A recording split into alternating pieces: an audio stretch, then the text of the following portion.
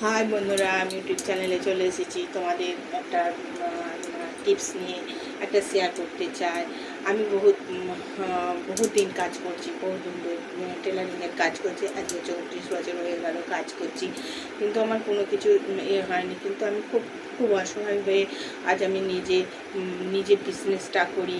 আমি নিজে বিজনেস করি এবং বিজনেস করে আমি সমস্ত কিছু চালাই। তাই আমার সংসার একটু সুখের হয়েছে, এখন সুখের মধ্যে দিয়েছে। আমি ভাবছি যে আমি ছেলে মেয়ে বিয়ে দিয়ে দিয়েছি, ছেলে মেয়ে সব সেটেল হয়ে গেছে। এখন আমি কি করব? এখন আমি নিজের জন্য কিছু আছে, 1 টাকার মধ্যে 4 আনা ভাগ পড়ে রয়েছে, কিন্তু 12 আনা ভাগ ছেলে মেয়েদের পিছনে দিয়ে দিয়েছি। কিন্তু আমি নিজের জন্য কিছু ভাবিনি, আজকে নিজের জন্য কিছু ভাবছি।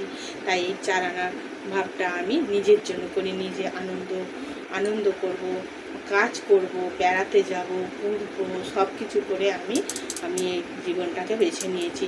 কিন্তু আজকে মেয়ে হয়তো, আমার ছেলে হয়তো দেখে না, ছেলে শ্বশুর বাড়ি গিয়ে থাকে, কিন্তু কোনোদিন খোঁজ খবর নেয় না। আজকে আমার একটা মেয়ে, ছেলে যে বেইমানি করেছে, মেয়ে যে করবে না তা নয়। মেয়ে আমাকে এখন খুব ভালোবাসে, মেয়ে সব কিছু দেখে, কিন্তু বলে নিজের মেয়ে হয়তো দেখবে, পরের ছেলে হয়তো দেখবে না। তাই আমি জামাই ভাগনা 3 নয়, আপনাকেও কারণ নয়, নিজের জীবনই নিজের নয়, কখন আছে কখন চলে যাবে।